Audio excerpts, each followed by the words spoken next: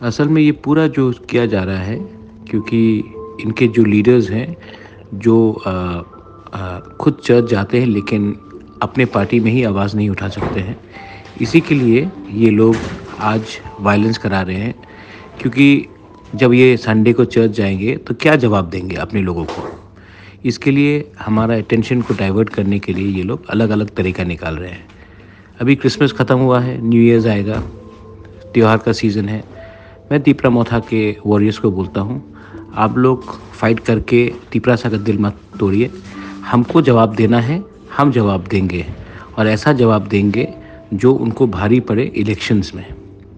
हम अपना दिमाग से फाइट करेंगे, वो पैसे से फाइट करेंगे, लेकिन अंत में पैसा ख़त्म हो जाएगा। लेकिन अगर आपके पास थिंकिंग है, पेशेंस है और एकता है, कोई नहीं हरा सकता हमें। नया साल है, परिवार के संग रहिए, खुश रहिए, प्यार बांटिए। वो लोग नफरत बांट रहे हैं, अंत में प्यार जीतेगा, तीपरासा जीतेगा। This is Bubagra for all. हम बाय।